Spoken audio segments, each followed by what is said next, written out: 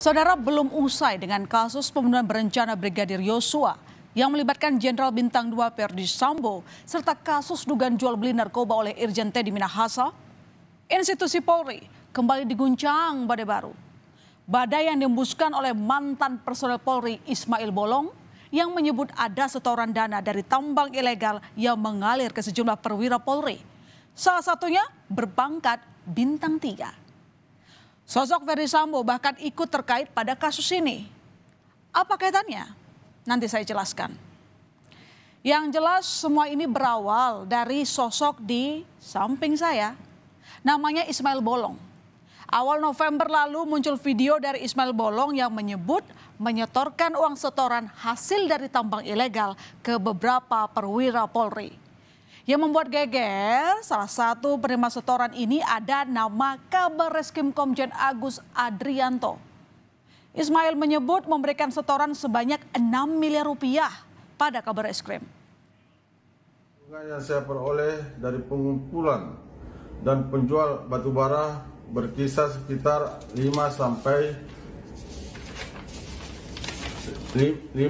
dengan 10 miliar dengan setiap bulannya. Terkait kegiatan yang saya laksanakan, saya sudah berkoordinasi dengan Kabar Reskrim, yaitu ke Bapak Kabar Reskrim Komjen Pol Agus Andrianto dengan memberikan uang sebanyak 3 kali, yaitu pada bulan September 2021 sebesar 2 miliar, bulan Oktober 2021 sebesar 2 miliar, dan bulan November 2021 sebesar 2 miliar. Uang tersebut saya serahkan langsung kepada Komjen Pol Agus Andrianto di ruangan kerja beliau.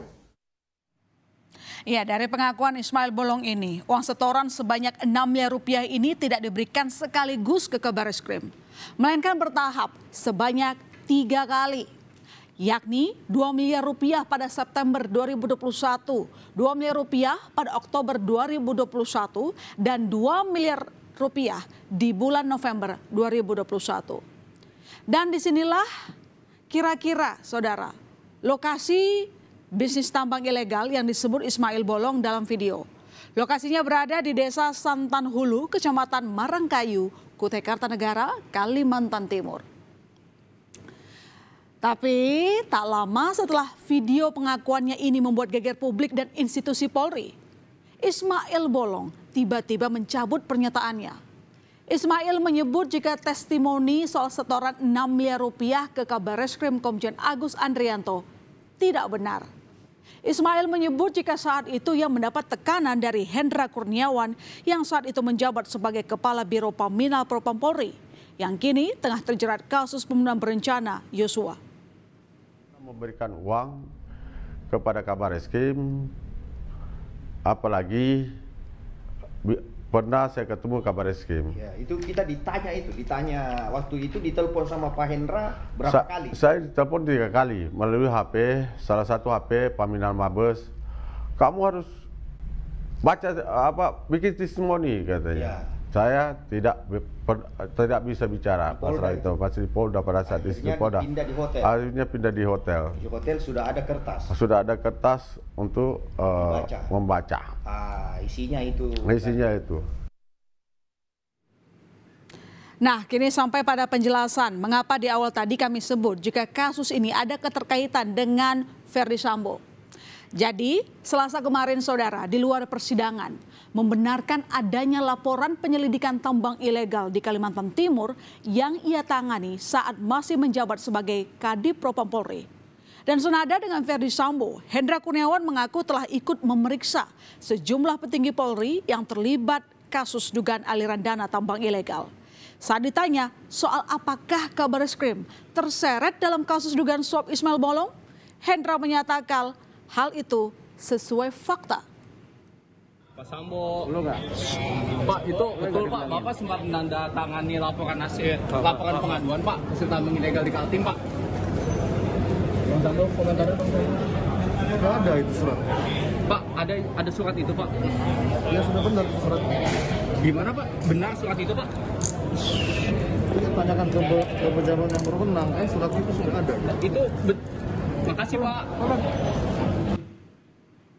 Kemarin Pak FS itu udah konfirmasi. Yang mana? Yang HP. Betul itu.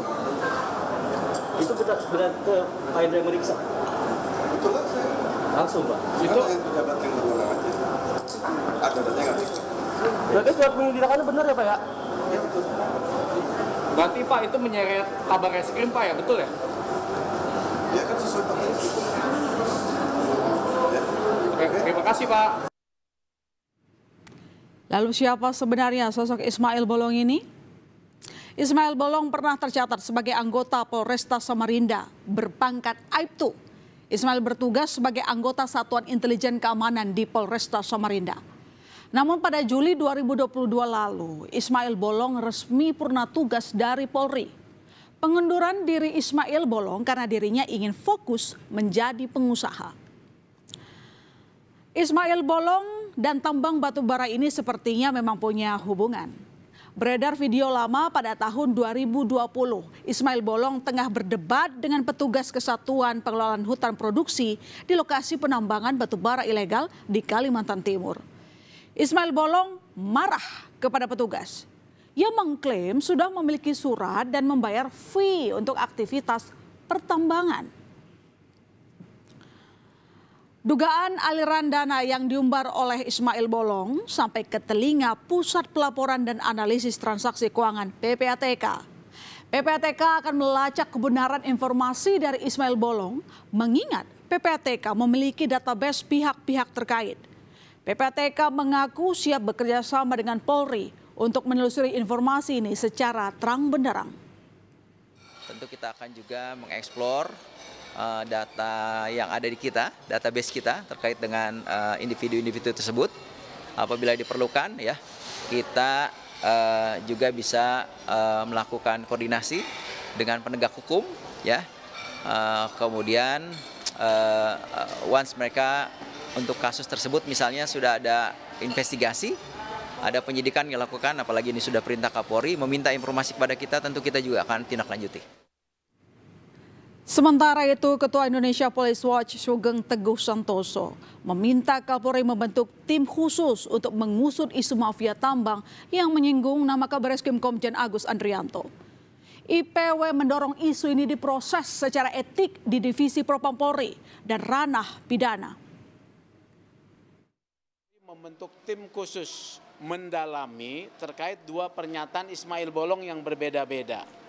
Kami yakin bahwa ketika Ismail Bolong membuat pernyataan memberikan dana perlindungan terhadap tambang ilegal, itu ada pemeriksaan oleh Propam zamannya Pak Ferdi Sambo.